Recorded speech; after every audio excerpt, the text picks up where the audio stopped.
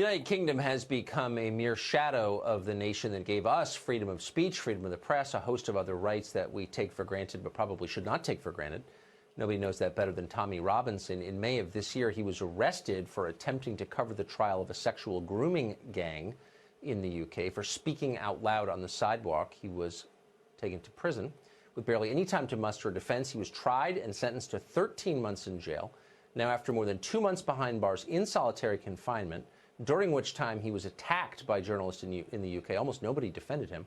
But tonight he has been released on bail after winning an appeal. Tommy Robinson joins us now for his first and only interview. Tommy Robinson, thank you very much for agreeing to talk to us. I know that you've spent the last 2.5 months by yourself in a cell, so you're probably feeling a little bit bewildered to be out.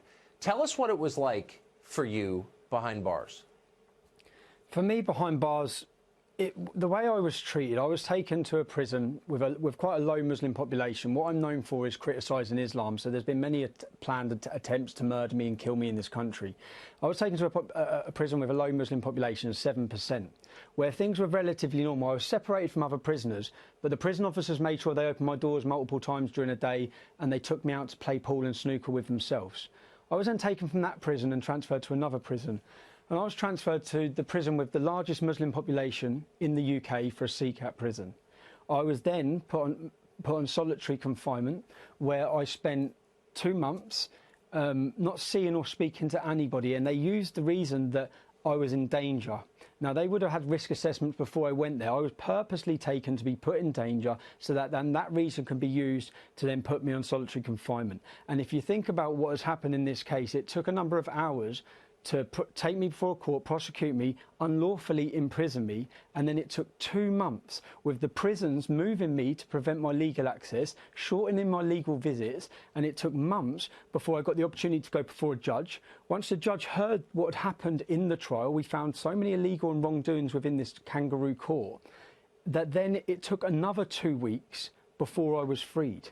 And to be honest, this whole encounter, if you talk about, I haven't eaten. I've lost nearly 40 pounds in prison.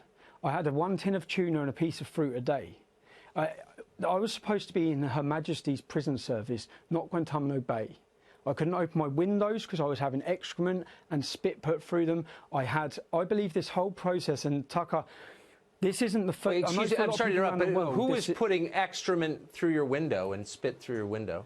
So my prison cell that I was put in was on the lower level, the ground level, which it didn't have to be. So it's on the ground level. So every prisoner would walk past my cell window, everyone as they walk out. So when my windows were open, every prisoner's walking past. The mosque for the prison was directly opposite my cell. So every time, and we've had huge heat waves, I was literally drenched day to day, and I had excrement and spit thrown through the doors, through my windows. So in the end, I had completely blocked up windows, had to block up all of my cell windows. And all of this, when I say this, to a lot of people around the world, this current case, and the world has watched it, has shocked them. For me, this has been nothing new. There's some things I have not spoke about in the past, where in 2012, I spent 5 months on solitary confinement in the British prison. This goes against every human right and every law. I spent 5 months on solitary. When I come out, I was diagnosed with a form of post-traumatic stress disorder. I've never spoke about that publicly because I don't want to insult members of the military who have witnessed war and try and compare being locked in a cell and on solitary confinement to that. But my medical records are fully aware, that the authorities are fully aware of them, the government are fully aware of them, the prison service are fully aware of them. They know what that did to me. They know what I went through after that. But I guess, may I interrupt you? I just want our viewers to understand why this happened to you in the first place. You went to prison in a supposedly free country for expressing unfashionable opinions in public. Did you, with this last round, you've been in jail for 2 months, did you hit anybody? Did you steal anything? Or did you say something the government didn't like? There was a court case going on where 29 people were in court for gang raping up to 100 young children. Now, I stood outside the court and I spoke, and all I done was read a BBC News article that is still online now for millions of people to see. Now, and I was taken, and everyone would have watched the video. They said for a breach of the peace, they transported me to a police custody, And then my solicitor contacted the police custody. Then they emailed my solicitor, which my solicitor has this email saying I was being released. Then they took me in a van back to the court through the back door. They put me up before a judge. And media reports have said that I pled guilty. At no point was I even asked whether I was guilty or not guilty. I was not even told, and I still, to this point now, have not been told and do not know what it is I'm deemed to have done wrong. In a British court of law, for a fair trial for anyone, they have to understand what it is they're being accused of. Contempt of court. That's all I've been told. What contempt of court? I was fully aware outside that court. I made sure to point out that these men are innocent until proven guilty. I said alleged. I was non-confrontational. There is not the judges, and I know the law. The judges have no power to issue reporting restrictions on anybody, on any information that is already in the public domain. I was taken and whisked away, and what we've seen this week is the highest judge in our country has completely condemned this as flawed, completely criticised the handling of this case, the kangaroo court style it was to imprison me.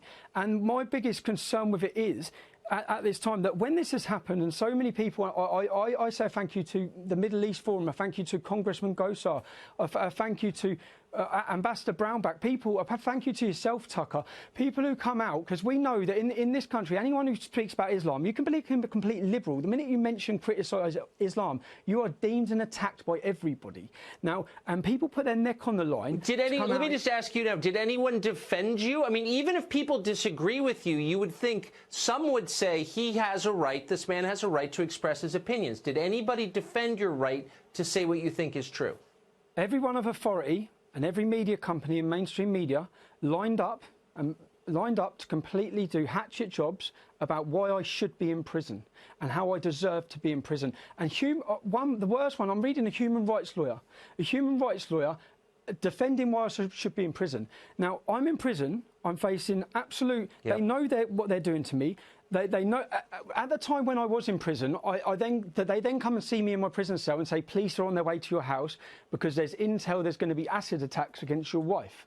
Now, I'm sorry, Tommy. We're out of time, okay. And on that sad note, I wish you good luck in recovering from this and on the time you're going to take off. And I just want our viewers to understand that this has happened in a country that we believed was free, and without our vigilance, it could happen here. That's not hysteria. It's real. Tommy Robinson, thank you very much.